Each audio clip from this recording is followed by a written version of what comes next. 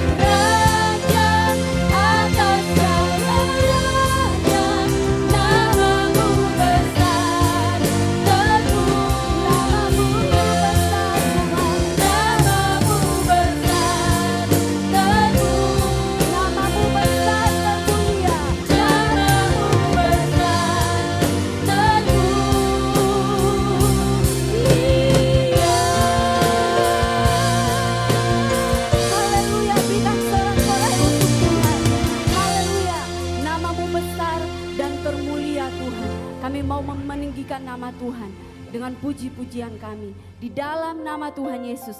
Mari kita yang siap memuji Tuhan berkata bersama, amin, haleluya. Shalom Bapak Ibu Saudara, puji Tuhan. Kita boleh bersuka cita karena Tuhan sangat baik dalam kehidupan kita. Langit dan bumi, pujilah Tuhan.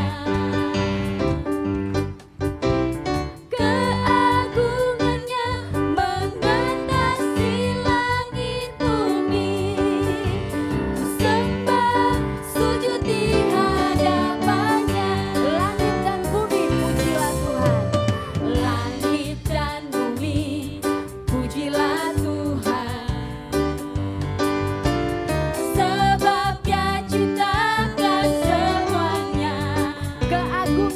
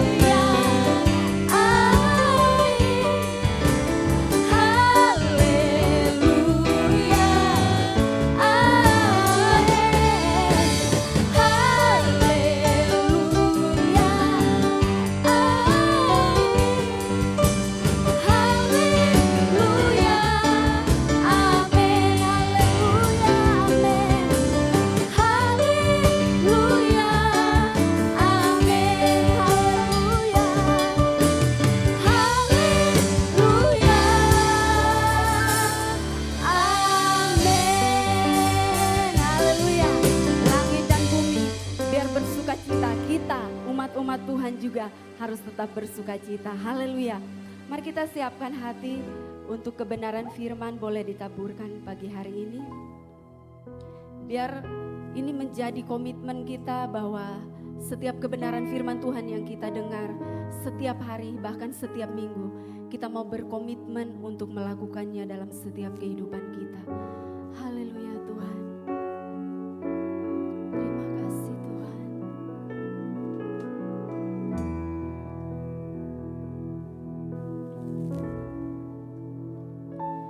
Aku mengasihi Engkau Yesus dengan segenap hatiku. Aku mengasihi Engkau Yesus dengan segenap jiwaku. Aku mengasihi Engkau Tuhan. Aku mengasihi Engkau Yesus dengan segenap hatiku. Aku mengasihi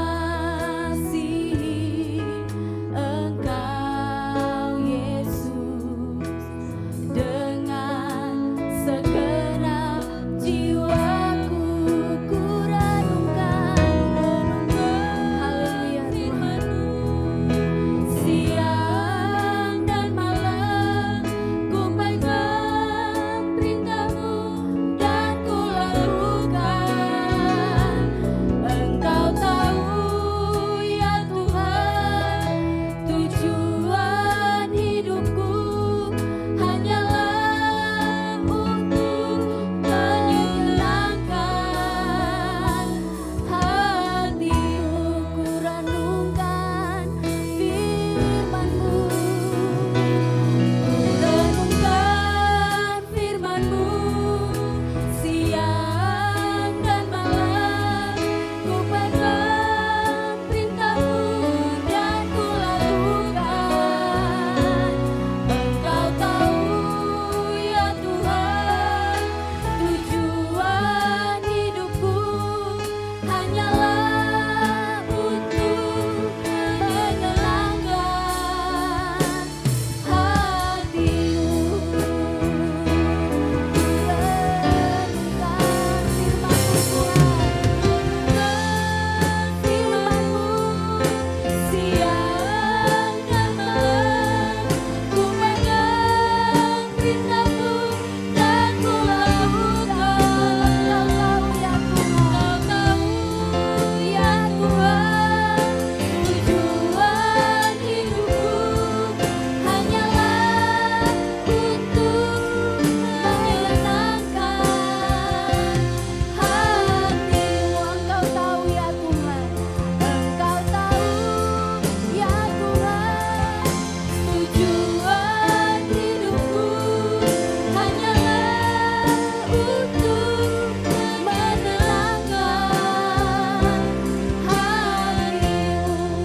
menyenangkan hati-Mu. Menyenangkan hati-Mu, menyenangkan hati-Mu.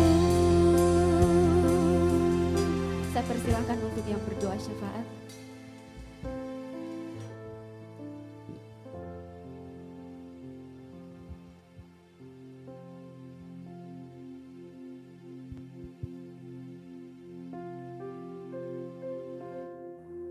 Bapak Ibu Saudara, kita satukan hati baik yang di gereja maupun di rumah. Kita berdoa untuk pemerintah yang menemukan terobosan untuk menurunkan stunting, gagal pertumbuhan anak di Indonesia dari 27,67 di 2019 dan menjadi 14% di 2024, agar tidak ada lagi tumpang tindih antar lembaga dalam pelaksanaannya. Kita berdoa untuk pertumbuhan rohani jemaat dan lawatan Tuhan dalam setiap ibadah pribadi, raya, dan komsel kategorial. Mari kita berdoa. Bapa, kami bersyukur buat pagi hari ini. Terima kasih kami orang-orang yang dipilih Engkau menjadi anak-anak-Mu yang tetap bisa berdiri sampai saat ini di hadapan Engkau. Kami berdoa untuk seluruh program pemerintah dalam menghadapi stunting, masalah stunting, gagal pertumbuhan pada anak, dan biarlah pemerintah Engkau berikan hikmat marifat yang daripada Allah Bapa. Siapapun mereka, Engkau menjamah, mentahirkan mereka, supaya mereka juga bisa mendengar suara Tuhan, kehendak Tuhan, supaya bisa diterapkan di dalam semua program dan rencana mereka. Dan kami berdoa Tuhan, lembaga demi lembaga juga tidak menunjukkan ego masing-masing, tetapi mereka bekerja sama dan saling mendukung, dan semua lembaga yang diciptakan merupakan suatu lembaga yang efektif untuk mendukung semua program pemerintahan. Tidak ada satupun yang menonjolkan diri, tidak ada satupun yang merasa hebat, tapi mereka merasa satu yang lain membutuhkan. Berikan suasana seperti ini ya Bapa dalam pemerintahan kami. Kami berdoa supaya mereka juga selalu mengharapkan kuasa Tuhan hadir dalam setiap pekerjaan mereka. Kami percaya Tuhan, ketika Engkau menaruh belas kasihan atas bangsa kami, maka semuanya bisa terjadi menurut kasih dan karunia dan anugerah Tuhan saja.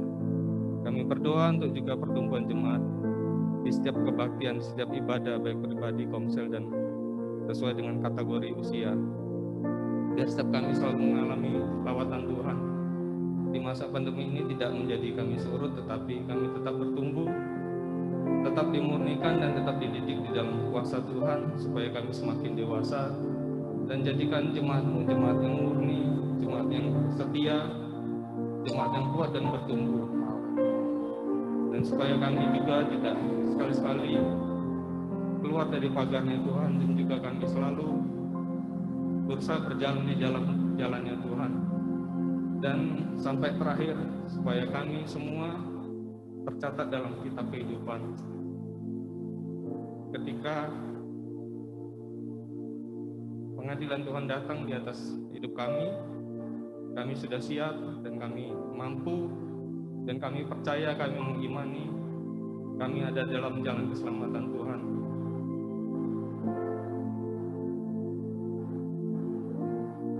Taruh beban di hati kami, supaya setiap kami tidak ada yang bebal.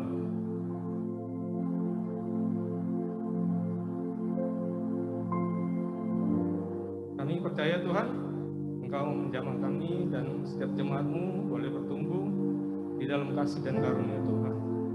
Dalam nama Tuhan Yesus kami berdoa.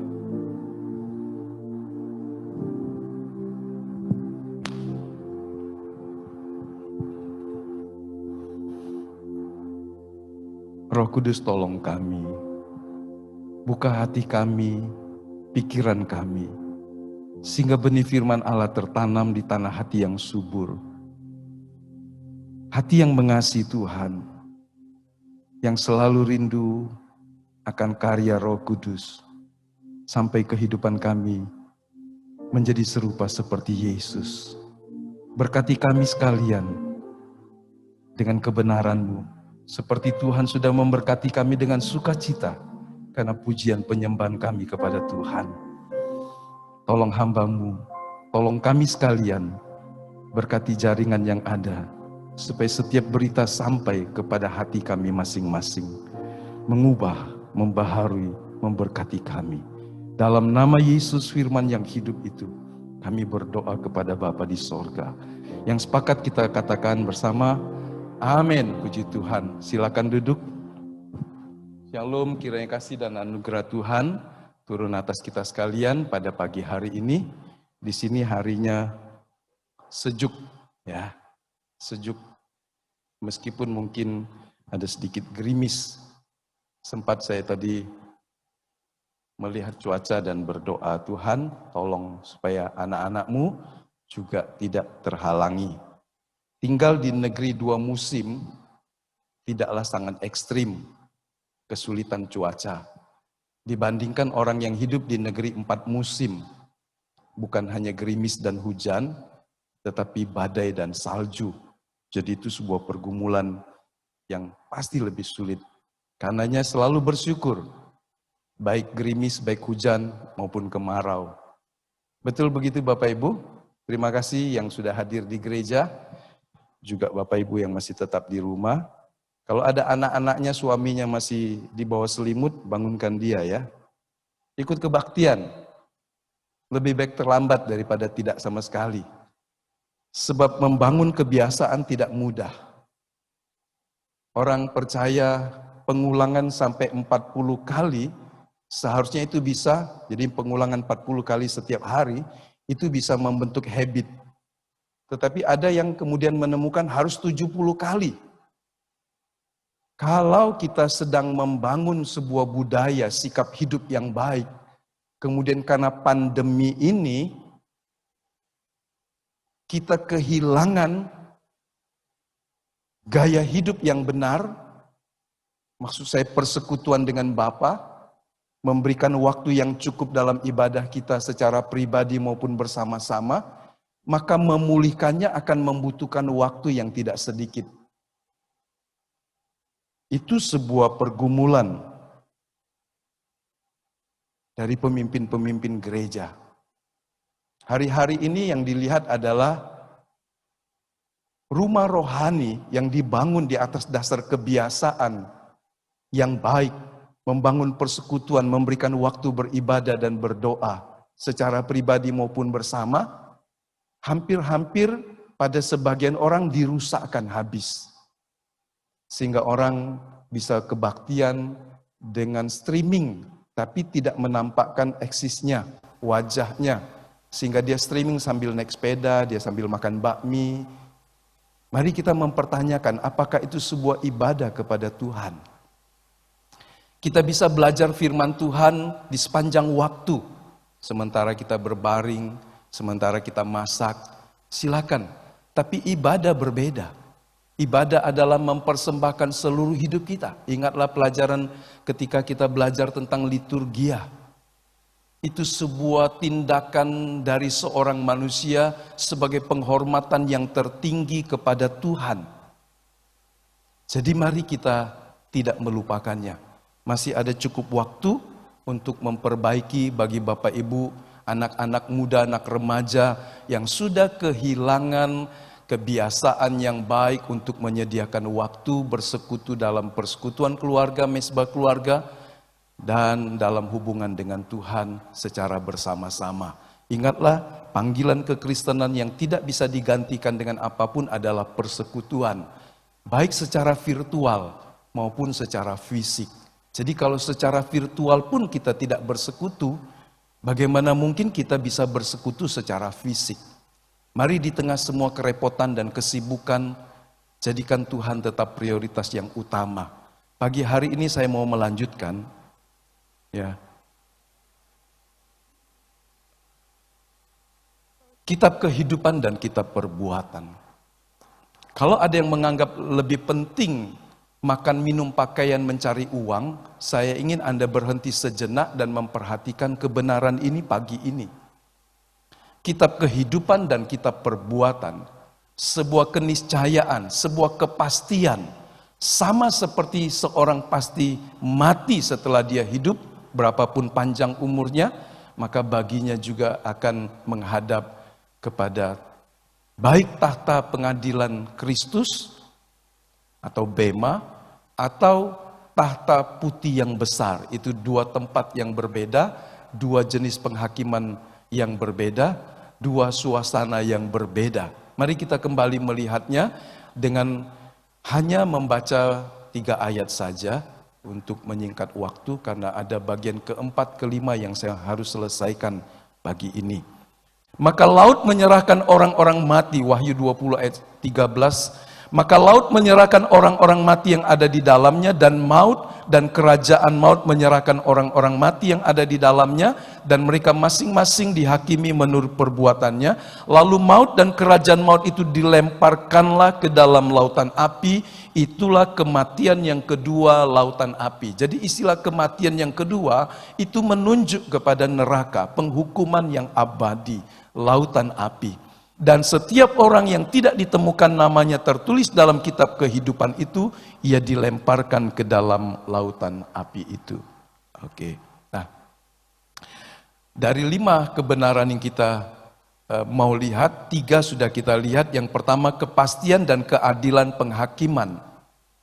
Yang kedua, hakim yang sempurna. Yang ketiga, dasar untuk penghakiman. Dan pagi ini kita mau selesaikan 2 kebenaran ini, 2 jenis penghakiman, dan yang terakhir, hidup yang dipersiapkan. Ya, hidup yang dipersiapkan sebelum penghakiman. Karena itu sesuatu hal yang pasti.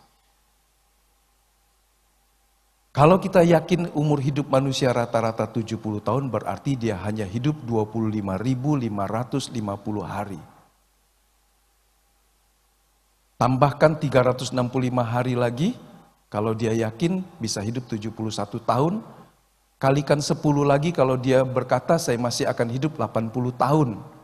Jadi 25.550 ditambah 3.650 hari ya. 3.650 hari. Ya, itu 80 tahun. Nah, seberapa perjalanan yang telah kita lewati?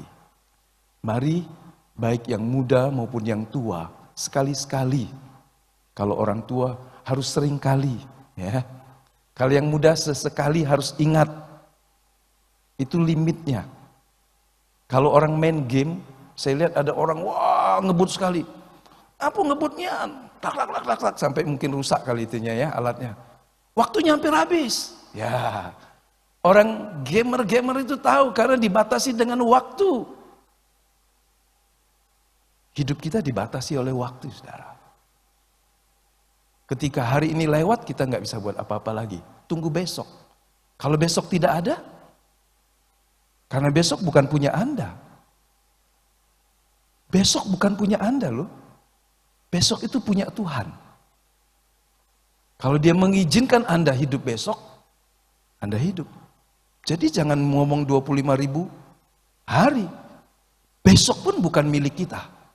Milik kita itu waktu kita bangun pagi, bersyukur, kita hidup, bernafas, itu milik kita. Doakan supaya sampai malam masih bisa beraktivitas di dalam tuntunan Tuhan. Besok serahkan hidupmu. Saya ingat seorang bapak yang tidak saleh pun, dia berdoa dengan anaknya, dia bilang, malaikat jaga kami malam ini. Kalau kami bangun besok di tempat yang lain, biarlah itu cuma di sorga tempatnya. Loh, bisa terjadi kita tidur, dan besok pagi kita bangunnya di tempat yang lain.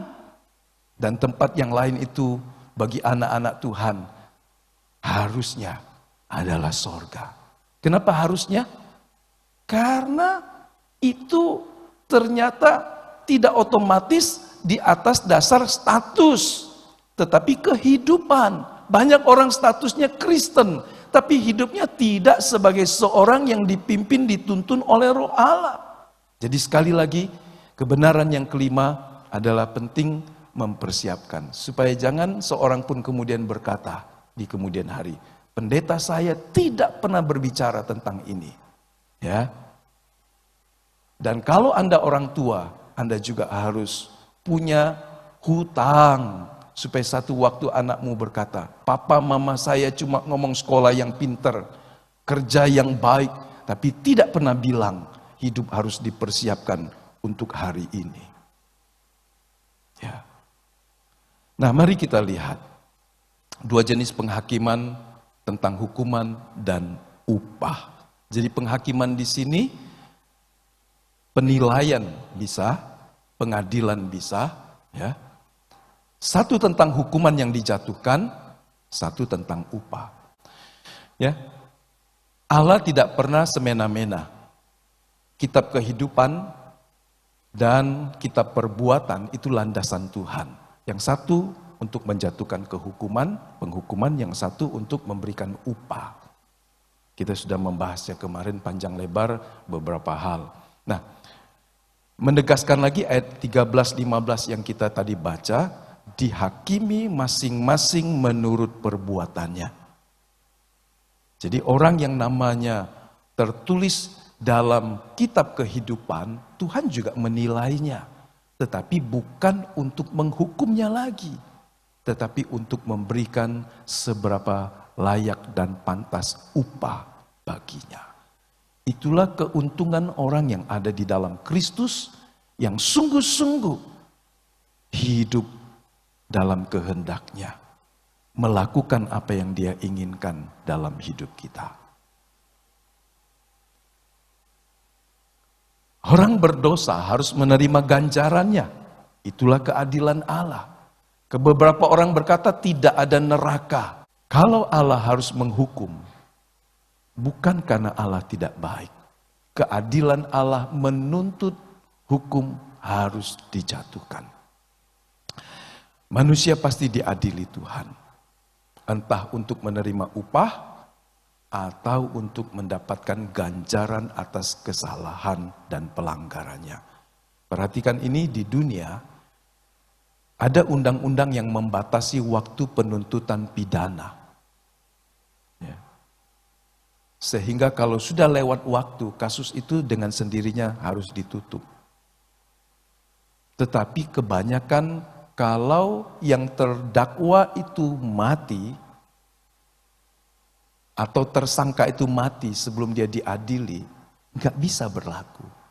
Jadi kematian membuat tuntutan hukum berhenti. Saya ingin berkata sesuai firman Tuhan, sampai kapanpun bahkan setelah seorang yang berdosa, manusia yang berdosa ini meninggal, ia akan dibangkitkan untuk menghadap tahta pengadilan Allah. Dibangkitkan untuk menghadap keadilan Allah, menerima ganjaran yang sesuai. Jadi kalau ada orang berkata, kalau kita banyak kesulitan bunuh diri saja, selesai masalah. Itu sebuah kebodohan yang ditanamkan iblis sebagai obat yang manjur untuk waktu yang sedikit, yang sesaat. Tetapi itu penyesatan yang sangat berbahaya. Sebab setelah orang mati, Allah pun pada akhirnya akan membangkitkan orang itu untuk diadili.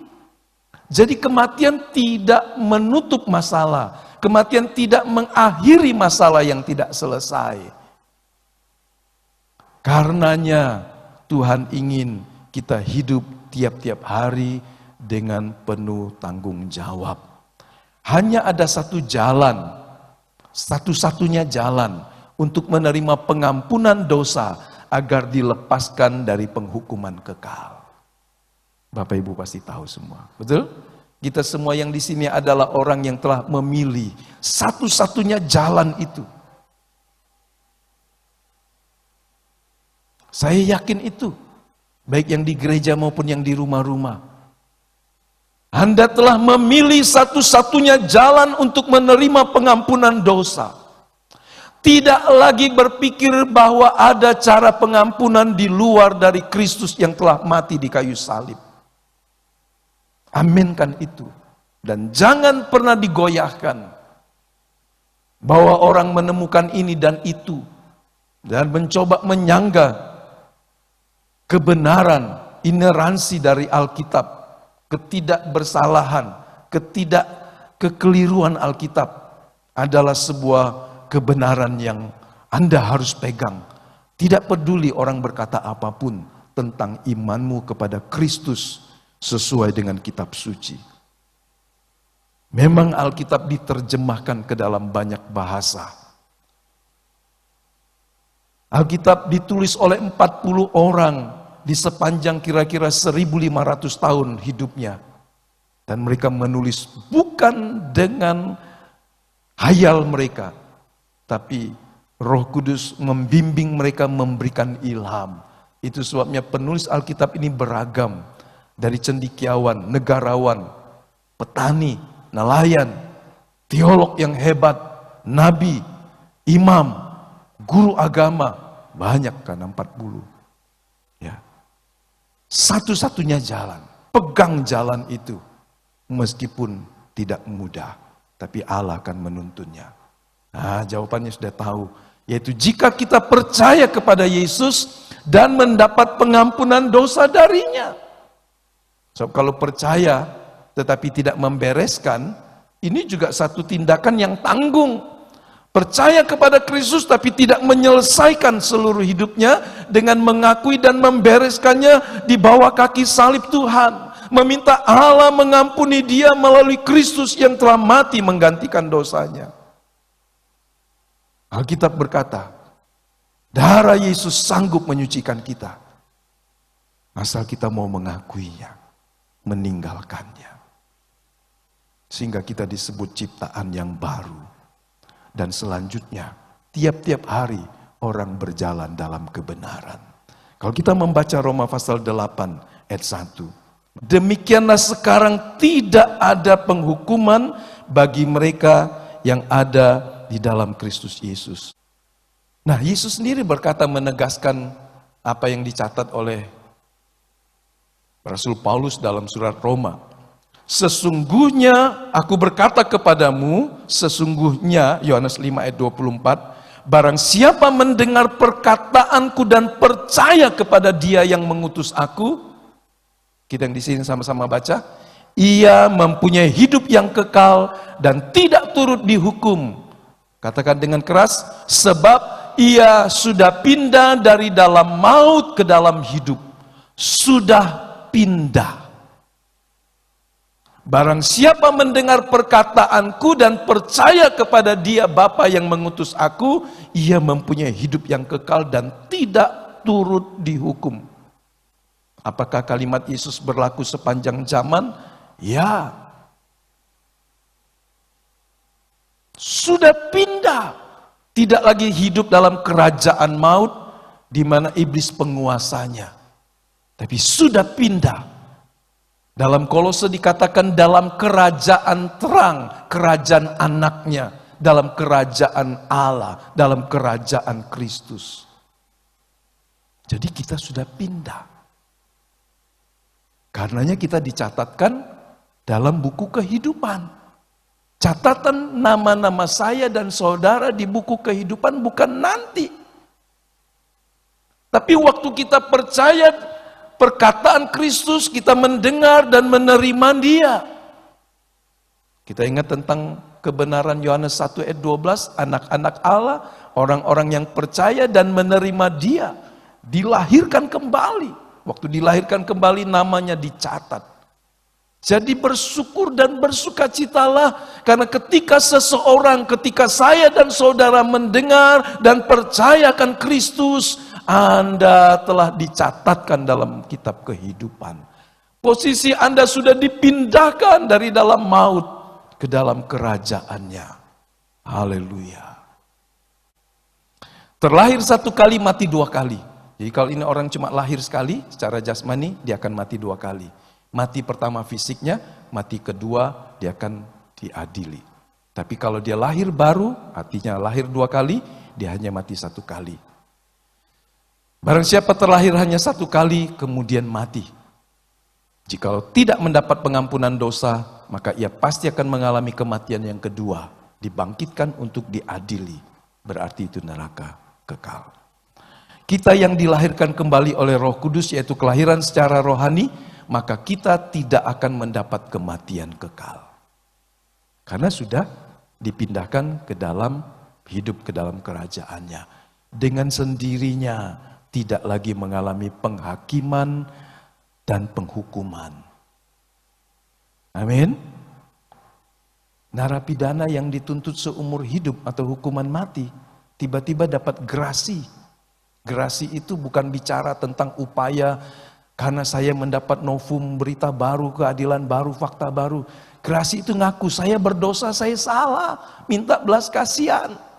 Kemudian pemerintah, kepala negara memberikan grasi untuk orang yang terhukum mati. Waktu orang terima surat adanya grasi pengampunan dosa. Jadi dia bukan berkata, aku nggak bersalah. Itu upayanya lain.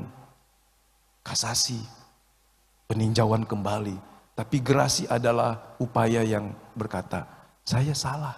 Saya melanggar hukum negara. Tapi saya minta ampun. Ketika grasi dari sorga turun atas orang berdosa. Oh, kita bersukacita. Kita bergembira. Karena kita lolos, kita lepas dari kematian kekal. Haleluya. Memang kita masih akan mati satu kali. Mati jasmani. Tapi kita tidak akan mengalami kematian yang kedua. Amin. Haleluya. Dua jenis penghakiman ini, orang yang namanya tidak tertulis dalam kitab kehidupan, orang-orang yang namanya tertulis di kitab kehidupan tidak lagi dihukum. Ya, kalau Anda di sana ditulis, berarti Anda bukan yang diadili untuk dihukum, tetapi untuk dinilai, diadili dalam arti untuk dinilai. Dan Allah akan memberikan upah. 2 Korintus pasal 5 ayat yang ke-10. Mari kita baca sekali lagi sama-sama di sini. Sebab kita semua harus menghadap tahta pengadilan Kristus, supaya setiap orang memperoleh apa yang patut diterimanya, sesuai dengan yang dilakukannya dalam hidupnya ini, baik ataupun jahat. 2 Korintus 5 ayat 10. Kata tahta pengadilan Kristus adalah bema dalam teks aslinya. Artinya ini semacam sebuah podium tempat memberikan piala. Mengacu kepada perlombaan-perlombaan dalam budaya Yunani di masa lampau. Sehingga dalam sebuah perlombaan bagi pemenang, mereka akan berdiri menghadap bema, dan pemenang yang telah ditetapkan, dia akan menerima mahkota. Dia akan menerima kehormatan. Ya.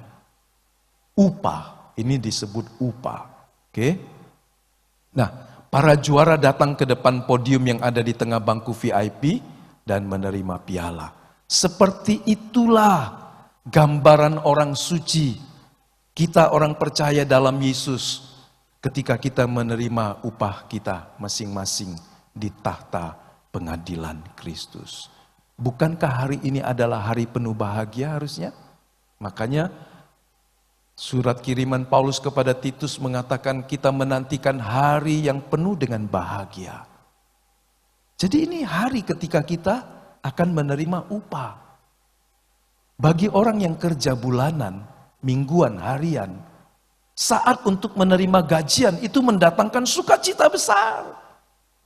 Kalau bagi pengusaha saat tagihannya cair, saat mungkin gironya cair, dia bilang hari ini cair giro sekian, maka saya bisa membayar ini, membayar itu, semua hutangnya lunas dan mungkin masih ada sisa lagi. Payday, hari pembayaran. Tapi kalau itu hari penagihan hutang, lesu kita. Hutang jatuh tempo hari ini. Sudah seminggu ditunda seminggu lagi, 3 kali seminggu ditunda dan hari ini tidak bisa. Kalau Anda tidak bayar, semua disita. Wah, hari itu pasti sedih. PD, hari pembayaran bagi orang yang menerima upah, dia bersuka cita. Amin.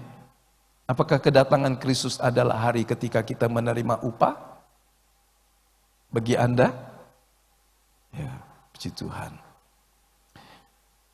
Di bema seorang dinilai bagaimana dia hidup. Perhatikan ini, setelah diselamatkan. Allah telah menghapus dosa-dosa kita melalui darah Yesus. Dalam hidup setelah kita mengaku dosa, Tuhan mengampuni dosa kita. Seperti penghapus kalau kita ingat minggu kemarin. Bersih semua. Yang Allah perhitungkan adalah setelah kita menerima Kristus dan diselamatkan.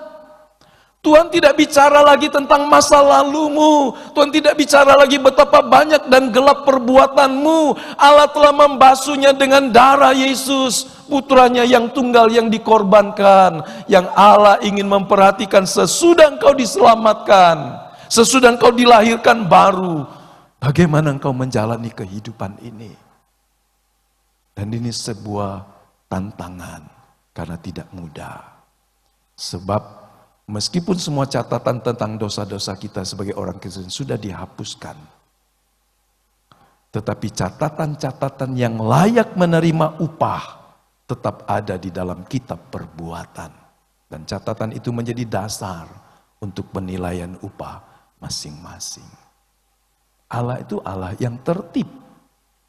Minggu kemarin atau minggu yang lalu kita bicara tentang secangkir air sejuk pun yang kau berikan kepada seseorang karena namaku tidak kehilangan upahnya. Betul? 1 Korintus 15:58, jerih lelah kita di dalam Kristus tidak sia-sia. Kenapa? Karena Allah memperhitungkan, dan Allah bukanlah orang yang mau berhutang dan tidak membayarnya. Semua yang kita buat karena Kristus dan untuk Kristus, Dia akan membayarnya. Meskipun sasaran perbuatan baik kita kepada orang-orang biasa, manusia, karena Allah ada di dalam hidup manusia. Allah mengidentifikasikan dirinya kepada orang-orang yang rendah, orang-orang yang kecil, sehingga Matius pasal 25 Tuhan memisahkan orang dan berkata, apa yang kau tidak perbuat kepada mereka yang hina ini, sesungguhnya engkau tidak perbuat itu kepadaku.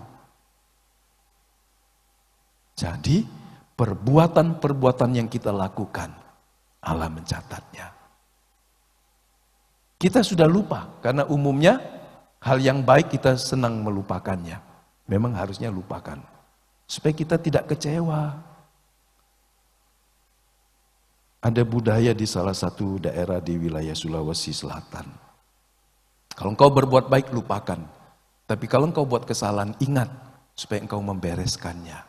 Loh, orang saja punya filosofi seperti itu. Kalau kita salah, ingat. Tapi kalau buat baik, lupakan. Supaya engkau enggak nuntut balasannya. Kau enggak ketemu di jalan, kau ingat enggak?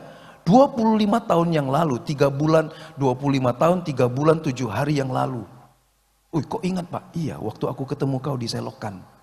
Dan aku nolong kau. Selokan mana? Di jalan ini, di RT sekian, di gang sekian. Kok ingat semua Pak? Saya ingatlah semua yang baik, saya catat semua. Anda ketemu orang seperti itu, ampun, hebat orang ini. 25 tahun yang lalu, 3 bulan, 7 hari, pada tanggal sekian, jam sekian, hari itu diselokan di RT sekian. Wah, kok bisa detail? Karena setiap perbuatan baik dia ingat terus. Tapi kalau dia tidak dapat balasannya, dia kecewa.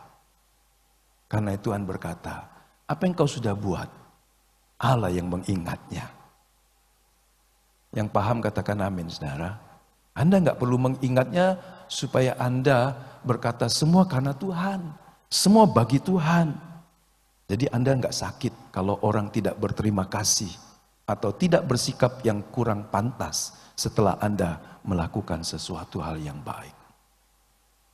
Yang terakhir belum upah dideskripsikan sebagai mahkota. Masing-masing kita akan menerima mahkota yang pantas. Bahkan Tuhan sediakan 5 mahkota dalam kitab Wahyu. Jangan tanya saya bagaimana makainya ya. Tapi ada mahkota tumpuk 3 ya. Tiara. Atau apa, saya nggak ngerti tentang mahkota. Karena nggak membayangkannya. Tapi Tuhan berkata ada 5 jenis mahkota yang dia sediakan. Nah saudara. Jadi jangan hanya berpikir tentang hal yang ada di bumi. Tapi pikirkanlah apa yang Allah sediakan bagi kita yang mengasihi dan melakukan kehendaknya. Mari kita lihat kehidupan yang dipersiapkan ini. Karena ini penting. Saya nggak bisa baca. Seharusnya kita persiapkan diri sebelum menghadap penghakiman yang akan datang.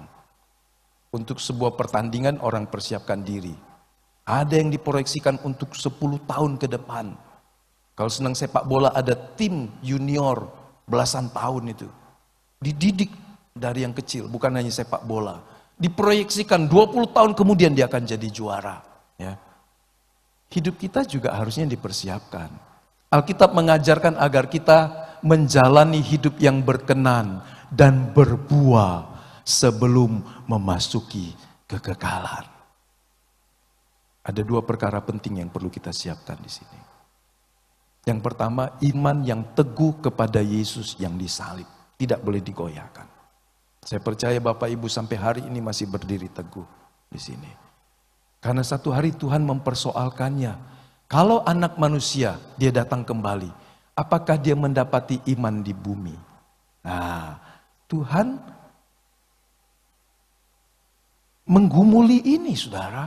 Dia imam besar yang menggumuli. Supaya kita jangan sampai kehilangan iman. Ini bukan cerita tentang pembelokan iman sehingga Anda beralih kepada Kristus. Tetapi ketergantungan Anda kepada Tuhan karena kecukupan. Karena hal yang baik.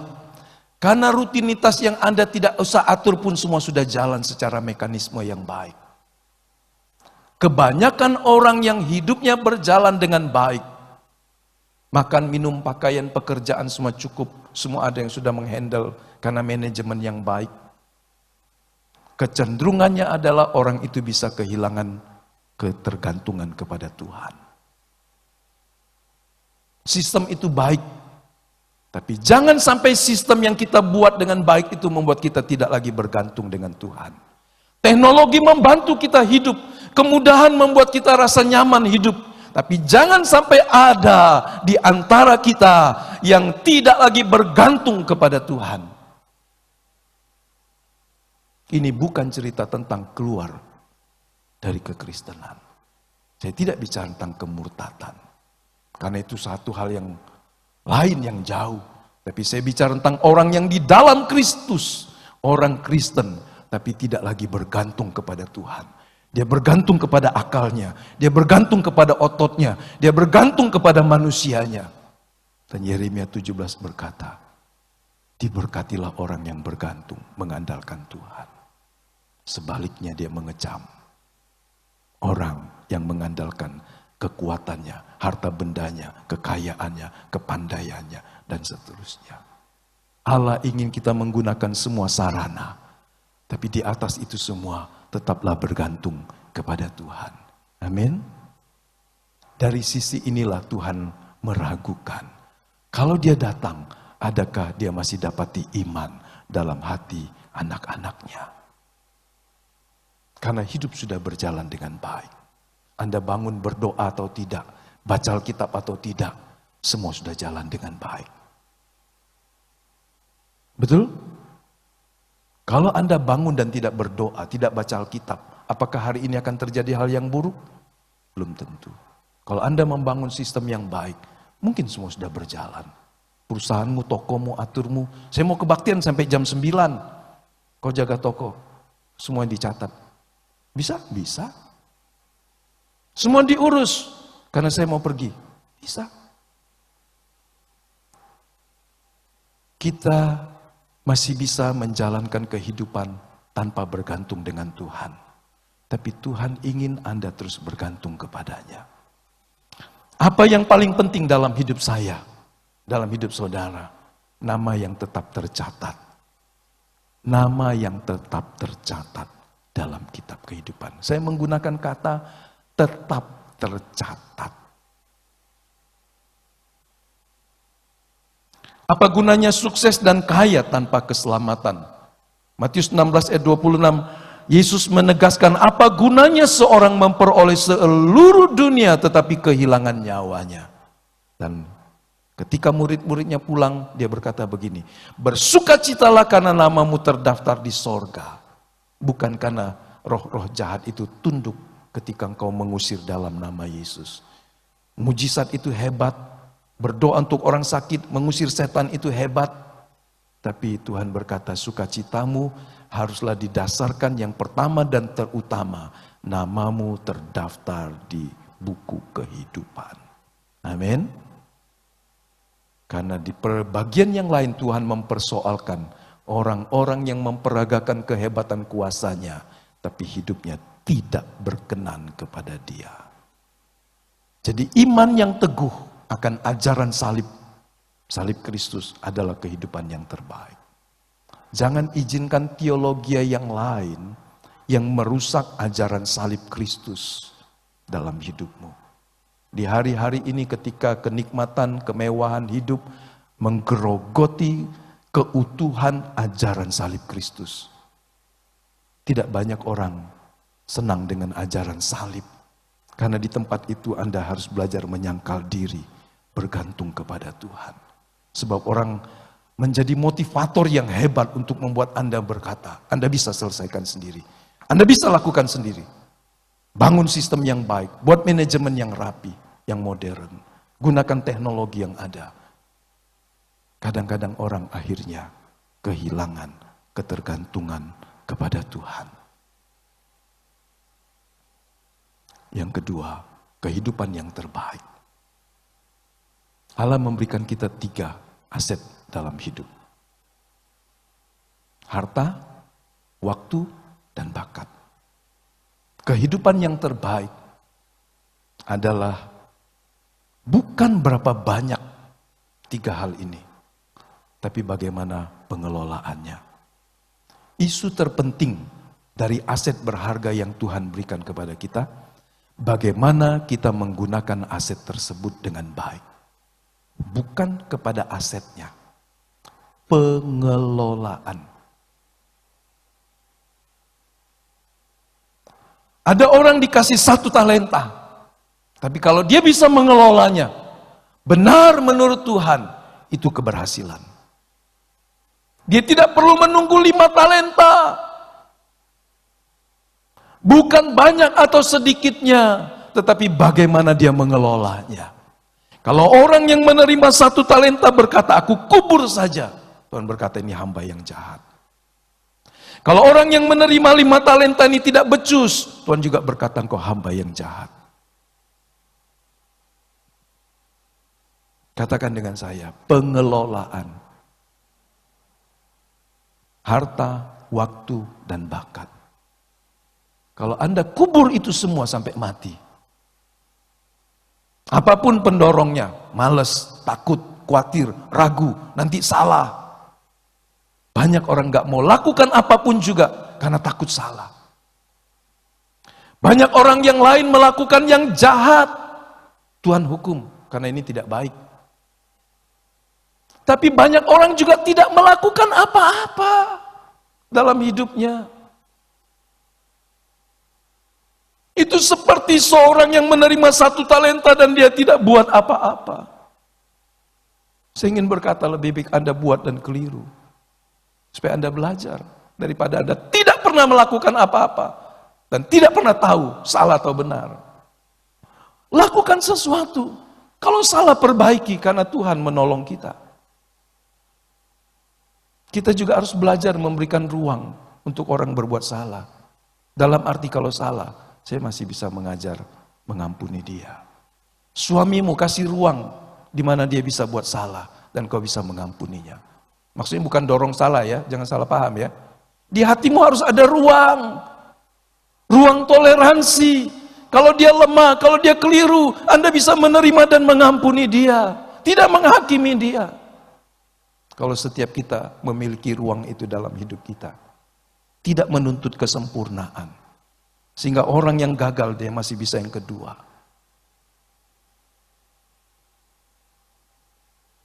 Hidup ini adalah seperti sebuah sekolah. Kalau gagal, ayo lakukan lagi. Jangan sampai kita tidak melakukan hal yang baik. Kalaupun keliru, gak apa-apa. Semua anak bisa keliru. Tapi orang tua yang baik akan berkata, gak apa-apa nak, ayo belajar lagi. Ayo lakukan lagi. Daripada anakmu tidak buat apapun juga. Betul Bapak Ibu?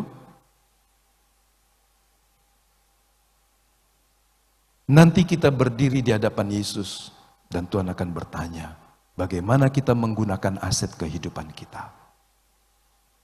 Ya. Karenanya gereja harus punya training. Proses mentoring yang mungkin terhenti pelajarannya. Seharusnya tidak menghentikan semangat kita. Kalau Anda baca di warta, kita ingin menjadikan Anda, setiap kita adalah mentor bagi orang lain. 1 orang. Ayo saya mendorong saudara, terhentinya pelajaran mentoring kelas tidak boleh menghentikan semangat ini. Saya ingin mendorong saudara untuk menjadi mentor bagi seorang menti. Kalau secara jasmani itu kita bisa lakukan, secara rohani kita pasti bisa lakukan. Yesus akan bertanya. Dan dia akan memberikan upah yang sesuai. Wahyu 22 ayat 12. Sesungguhnya aku datang segera dan aku membawa upahku untuk membalaskan kepada setiap orang menurut perbuatannya. Tuhan sudah siapkan upahnya. Apa yang pantas untuk Anda terima. Nah, Tadi dua. Duanya ada tiganya lagi. Bingung saudara ya. Jangan bingung. Nah sekarang ada 3 kriteria yang Tuhan mau ukur dalam hidup kita. Ya. Yang pertama, kepribadian yang dewasa. Yang kedua, praktek kasih. Yang ketiga, pemberitaan Injil. Oke. Kepribadian dan karakter yang dewasa. Nanti saya jelaskan. Kita diselamatkan bukan melalui perbuatan, namun karakter dan kepribadian kita harus berubah setelah kita diselamatkan. Berapa banyak orang berkata, saya percaya kepada Yesus, tapi kalau lihat kamu, saya ragu. Wow, betapa pentingnya menjadi saksi yang hidup bagi Kristus. Bukan hanya menyaksikan tentang Kristus, tetapi menjadi saksi. Marturia, bersaksi, itu verbal, lisannya. Tapi kita sendiri adalah martirnya, saksinya. Sehingga hidup yang diubahkan adalah sebuah bukti yang dapat dilihat. Melalui istri, suami, anak, orang tua, anak buah kita, pegawai kita, pimpinan kita, orang di sekitar kita. Dia harus melihat karakter dan kepribadian kita menjadi dewasa. Kita perlu mengandalkan Roh Kudus dan mentaati firman. Melalui hal ini, 2 hal ini. Firman, Roh Kudus. Melalui pengalaman sehari-hari Tuhan bisa mengubah hidup kita. Bagi kita yang percaya kepada Yesus, kita bisa pulang ke sorga kapan saja. Hari ini kalau Anda mati, Anda ke sorga. Karena namamu tercatat di buku kehidupan. Kapan saja. Jangan ragukan janji Allah. Selama Anda di dalam Kristus, Anda ada di dalam Dia. Di bumi sampai di sorga. Kapan saja kalau Tuhan panggil pulang, pulanglah dengan sukacita. Karenanya ditulis rib. Ya. Rindu ingin pulang. Begitu enggak singkatannya? Enggak ya? Tapi rest in peace, beristirahat dalam damai. Dia pulang dengan damai. Karena sebetulnya dia pulang dengan sukacita. Kalau mungkin Anda mau menuliskan lagi, harusnya ris, ya.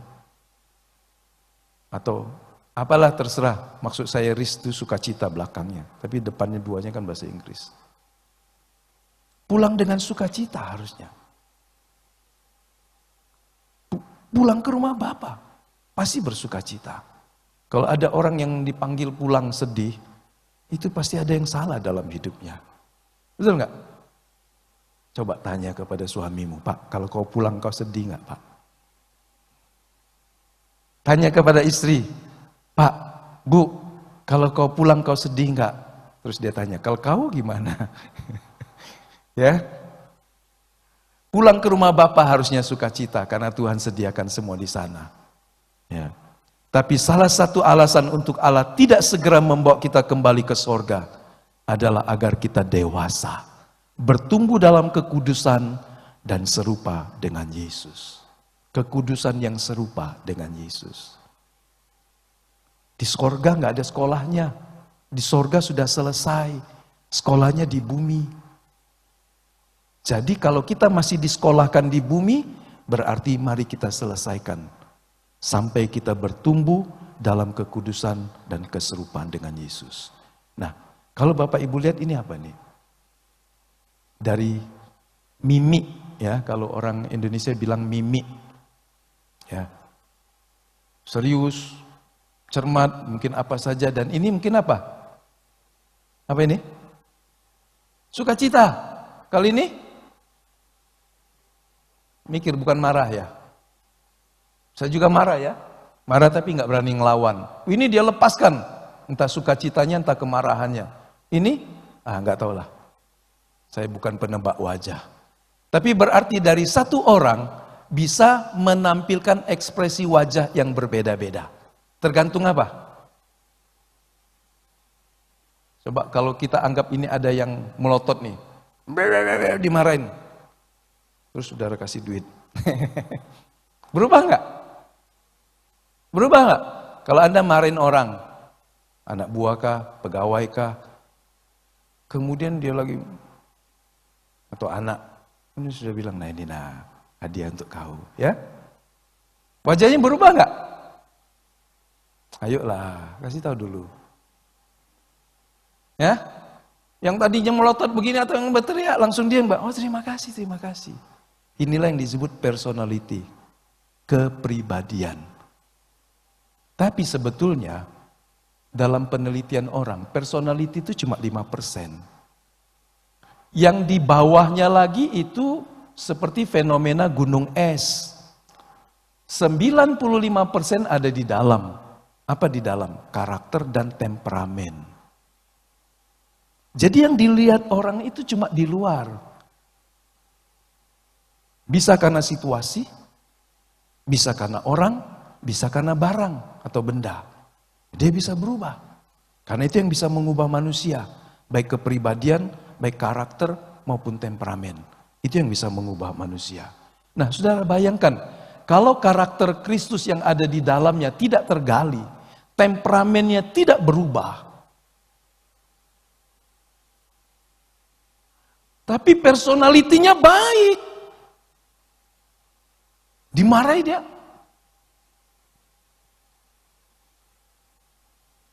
Bonusnya dipotong, makasih. Haknya diambil, terima kasih, semua gitu. Baik-baik saja.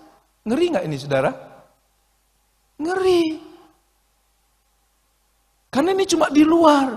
Anda nggak tahu di dalamnya. Penuh dengan dendam, kemarahan, kebencian. Pemberontakan yang tertahan. Itu di dalam karakter dan temperamen. Bayangkan, yang kelihatan di luar cuma sedikit, yang di dalam lebih banyak. Kalau manusia batinnya kita tidak diubah, jangan Anda anggap pendiam, tidak banyak ngomong, tidak suka marah mulutnya, ini orang baik. Belum tentu, Anda cuma melihat luarnya saja. Tapi bergaul dengan dia, jalani hidup bersama dengan dia di masa-masa yang sulit dan kritis, Anda akan lihat siapa dia.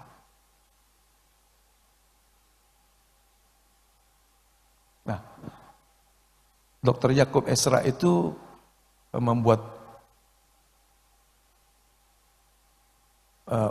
pewarnaan yang berbeda untuk karakter diwarnai. Kalau dulu dominan, flegmatik, sanguin, perfeksionis, itu empat dasarnya. Dia menggunakan warna merah untuk orang yang dominan. Ungu ini orang yang cermat, ini perfeksionis. Dia butuh data, dia teliti dan sebagainya. Dan yang kuning ini gambaran orang sanguin. Kuning ini orang yang ceria. Saudara lihat lambangnya ada hati, ada orang, ada bibir. Ini orang kalau dilepaskan 5 menit dia punya kawan baru. Pindah daerah baru 5 menit, 10 menit dia bisa ngobrol dengan orang. Orang marketing cocok kuning ya. Hijau itu orang kalem, seperti orang flegmatik. Orang yang tenang, orang yang gak suka hura-hura. Kalau ngomong, sedikit saja, bahkan mungkin tidak ngomong. Tapi kalau disuruh kerja, dituntun, dia bisa menyelesaikannya. Walaupun juga bisa tidak teliti. Ya. Tapi dia punya kemurahan hati, belas kasihan, gampang tersentuh. Kalau orang ini gak ada hati kelihatannya. Yang ada cuma otak dan keputusan. Jadi, orang merah itu cenderung berorientasi kepada target, kepada tugas. Harus selesai bagaimanapun caranya. Tabrak kiri, tabrak kanan, pokoknya selesai. Targetnya selesai. Ya kan? Jadi kecenderungan orang merah, orang warna kuning, hijau, ungu itu warna karakter waktu kita lahir ada. Tapi tidak selalu hanya tunggal. Selalu manusia itu kompleks. Orang bisa dominannya merah, tapi juga kombinasi kuning. Atau merah dengan hijau, kuning dengan ungu, kuning dengan hijau, dan seterusnya. Tidak ada yang mutlak satu warna. Nah, apa yang bisa membuat manusia ini berubah? Karena kalau orang selalu merah tanpa berubah, ini ngeri. Diktator, tidak boleh dibantah. Setiap perkataannya adalah kebenaran. Berani melawan dia, habis. Dihabisin. Tidak punya belas kasih. Jadi kalau Anda punya orang melihat di sekitarnya gaya begini, ini orang kalau tidak diubah bahaya. Tapi kalau diubah, dibina, ini hebat. Bisa jadi pemimpin yang hebat. Berani ambil keputusan. Karena kalau yang dibawa ungu itu lebih ragu-ragu. Yang hijau gak mau buat keputusan, gak mau konflik. Dia cuma bisa pelaksana saja. Jalan di depan, dia gak akan jalan. Kalau Anda dapatkan pemimpin, orang hijau gak akan beres. Jadi ada bidang yang kalau ditaruh orang hijau, gak beres. Taruh orang kuning, hanya kuning yang dominannya, gak selesai. Dia kerjakan waktu senang, kita keluar dulu. Kita cari makan, keluar dia cari makan. Dia gak pikirin selesai apa enggak tugasnya. Padahal dia sudah tunda 3 hari. Tinggalin aja sama dia. Bisa terjadi. Karena dia lebih ingin bersenang-senang, bergaul dan sebagainya. Bisa jadi. Nah, karakter adalah respon yang benar terhadap situasi, terhadap orang, terhadap benda yang ada di sekitar kita. Jadi karakter bisa berubah. Sehingga ini disebut dalam istilahnya, dia merespon atau responding. Ini yang 3 bulan kami belajar di Human Character Capital Management. Nanti ada waktunya kita lihat ini lebih untuk Bapak Ibu Saudara. Tapi saya ingin berkata bahwa mengapa ada orang Kristen, namanya sudah tercatat di buku kehidupan. Tetapi 4 warna dominannya ini tadi tidak berubah. Kan dia nggak bisa jadi kesaksian. Coba kalau orang ini hijau, kerja dengan orang. Orang pikir dia Kristen. Jujur memang, tapi kerja nggak beres-beres. Kalau nggak digong dia nggak jalan. Nah kalau orang nggak ngerti dia kan sandungan. Betul nggak? Ini orang kuning nih kerja nih. Ini Kristen nih kuning. Kerja. Wah bagus. Pinter ngomong. Tapi waktu disuruh kasih tugas, gak beres.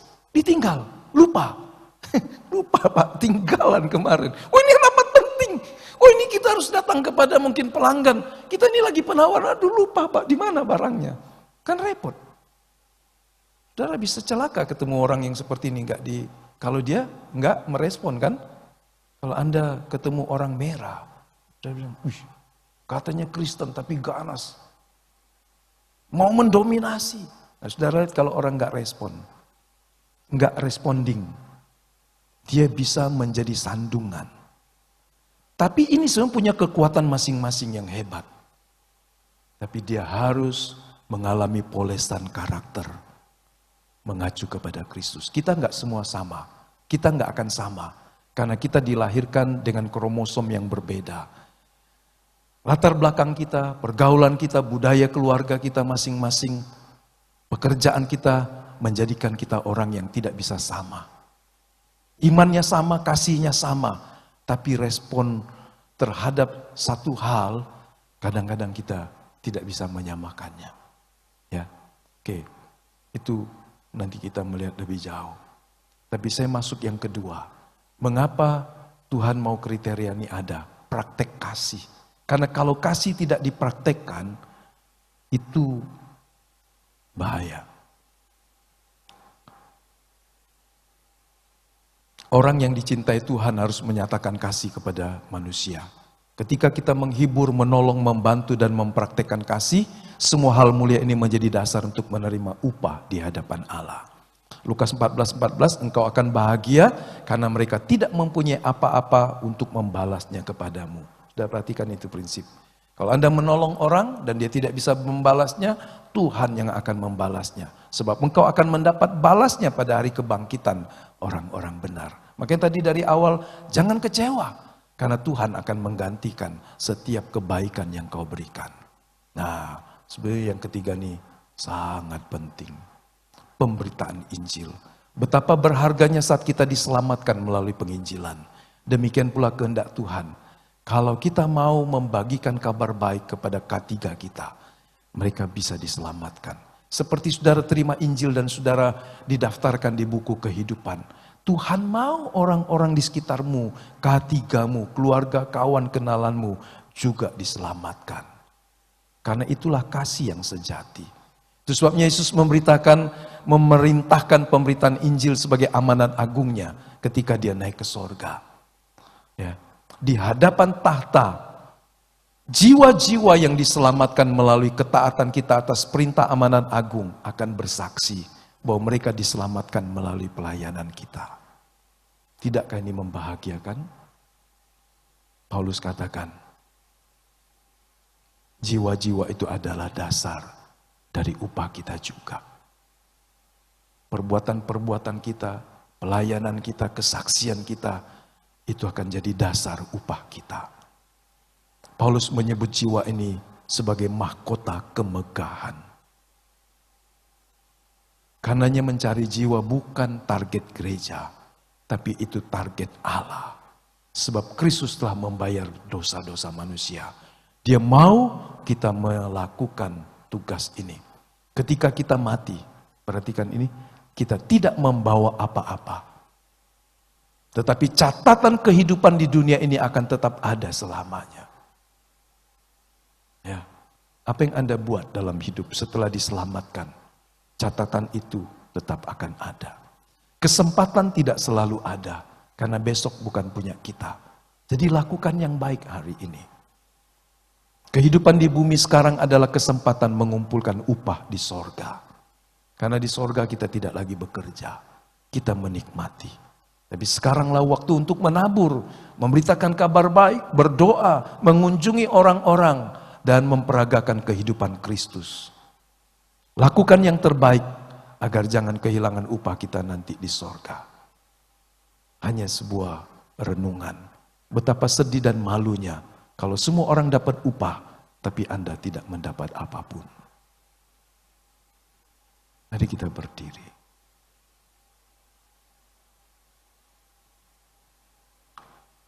Tuhan, ini doa kami pagi hari ini. Kami menggunakan beberapa menit lebih. Tapi kami mau Engkau